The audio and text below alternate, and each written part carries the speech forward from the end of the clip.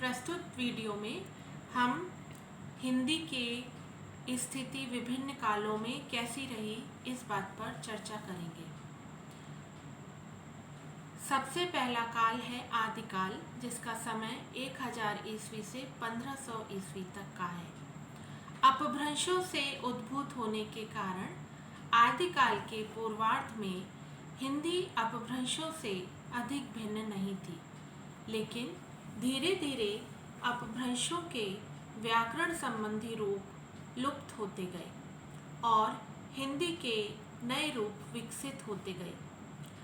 कालांतर तक हिंदी की स्वतंत्र रूप रचना स्पष्ट हो गई। इस काल के साहित्यकारों में गोरखनाथ, अमीर खुसरो, चंदवरदाई, विद्यापति, मैसूद राज, बंदा नवाज के नाम उल्लेखनीय हैं। आदिकाल में दो नए स्वरों ए और औ का आगमन हुआ, जिनका उच्चारण विविध बोलियों में विभिन्न रूप से मिलता है। व्यंजन में षटकोण श का उच्चारण शंकर वाले श की तरह हुआ। अंगा तथा ज्ञ का विकास इस काल में हुआ। द्वित्व व्यंजन वाले शब्दों में एक ही व्यंजन शेष रहा, जिसका पूर्ववर्ती स्वर दीर्घ हो गया। उदाहरण के तौर पे अज को आज पढ़ा जाता था, कम को काम पढ़ा जाता था। इसकी व्याकरण संबंधी अनेक विशेषताएं थी, जैसे वचन और लिंग दो दो रह गए। क्रिया रूपों का विकास हुआ, जैसे भूतकालिक क्रिया चलिया, चल्या और चला। इस रूप में उसका प्रस्तुतिकरण हुआ। आदिकालीन हिंदी में तत्सम शब्द अपेक्षाकृत कम थे। उसमें तद्भव तथा देशी शब्दों का बाहुल्य रहा। विदेशियों के आगमन के साथ अरबी, फारसी तथा तुर्की के कुछ शब्दों का प्रयोग हिंदी में होने लगा था। दूसरा काल है मध्यकाल, जिसका समय 1500 से 1800 ईस्वी तक है। इस काल में हिंदी अपभ्रंशों के रूपों से मुक्त हो चुकी थी। उसकी कई बोलियां अभिव्यक्ति के लिए पूर्ण रूप से सशक्त हो चुकी थी, जिन्हें साहित्यकारों ने अपने साहित्य में स्थान भी दिया। ब्रज, मैथिली, अवधी, उर्दू तथा खड़ी बोली ने सम्यक रूप से साहित्य में अपना स्थान बनाया और इसमें साहित्य रचना होने लगी। इस काल के साहित्यकारों में सूरदास, तुलसीदास, केशव, मीरा, भूषण, रहीम, नानक, दौलत राम आदि प्रमुख हैं। इसकी ध्वनि संबंधी कुछ विशेषताएं हैं, जैसे शब्द व्यंजनांत उच्चरित होने लगे। अंतिम आकार लुप्त हो गया, जैसे हाथ को बोला गया हाथ के रूप में, यानी ध्वनि को ज़्यादा खींचा नहीं गया। ह से पूर्व आने वाला अ ए की तरह उच्चरित होने लगा, जैसे रहते को रेते पढ़ा जाने लगा और बोला जाने लगा, जैसे वो वहाँ रहते हैं, इसके स्थान पे बोला गया वो माँ रहते हैं।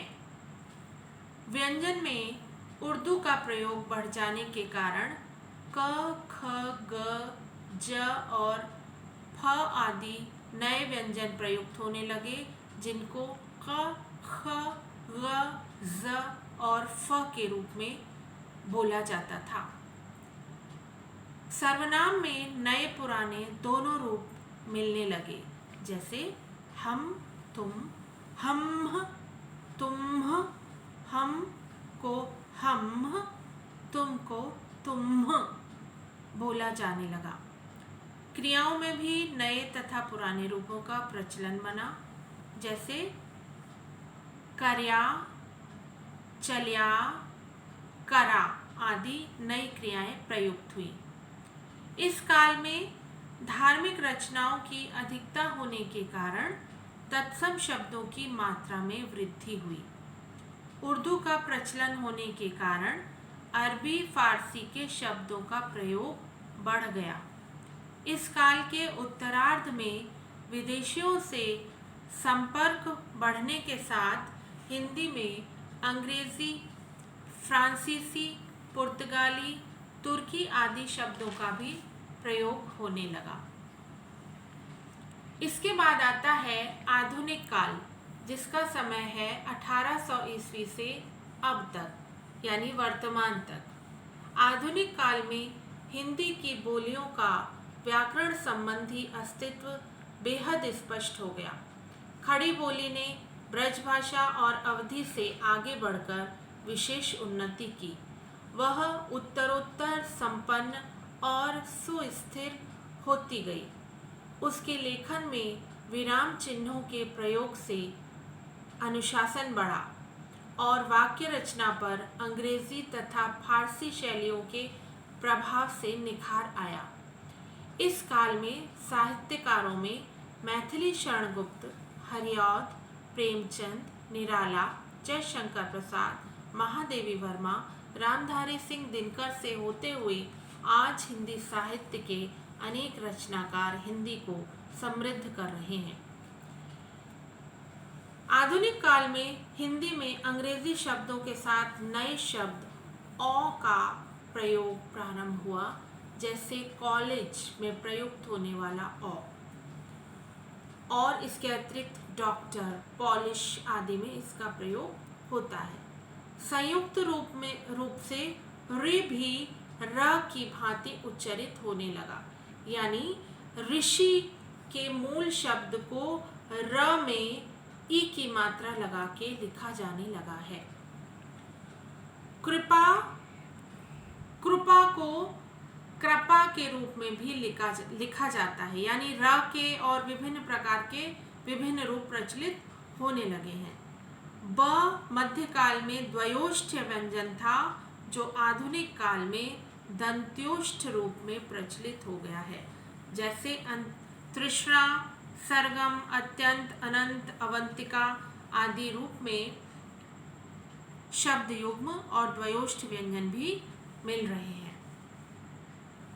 आधुनिक कालीन हिंदी के प्रारंभिक चरण में बोलियों के सर्वनाम, कारक, क्रिया रूप ही खड़ी बोली में घुले मिले हैं, जिनका प्रभाव धीरे धीरे समाप्त हो गया और अब सर्वनाम में तू के स्थान पर हम, तुम, आप, मुझे और मुझको के साथ साथ मेरे को और मेरे से का भी प्रयोग होने लगा है। इस काल में, यानी वर्तमान काल में, आधुनिक हिंदी में अरबी फारसी के अतिरिक्त अंग्रेजी शब्दों की भरमार बढ़ गई है। छायावादी युग में तत्सम शब्दों का प्रयोग बढ़ जाने से भाषा संस्कृत निष्ठ हुई थी, तो प्रगतिवादी युग में दूसरी ओर जनमानस और जन सामान्य से जुड़े होने के कारण इसमें आंचलिक शब्दावली और मुहावरों का भी प्रचलन हुआ है। इन सभी विशेषताओं से युक्त हिंदी का अब साहित्य के अतिरिक्त समाचार पत्रों, पत्रिकाओं, आकाशवाणी, प्रसार भारती आदि से लेकर आज के कंप्यूटर जगत में बोलबाला है। शिक्षा के क्षेत्र में अनेक वैज्ञानिक विषयों को माध्यम बनाने के लिए नए शब्द गढ़े जा रहे हैं। इसलिए उसके बाद शब्द भंडार की वृद्धि के साथ साथ इसकी अभिव्यक्ति क्षमता बढ़ती जा रही है। हिंदी अब केवल उत्तर प्रदेश की भाषा न होकर समूचे भारत की राष्ट्रभाषा के पथ पर स्थापित है। इस प्रकार हिंदी आज मानक भाषा के रूप में भारत की राजभाषा और राष्ट्रभाषा के रूप में जानी जाती है। शब्दकोश और साहित्य आदि की दृष्टि से भी हिंदी की गणना विश्व की उन्नत भाषाओं में की जाती है।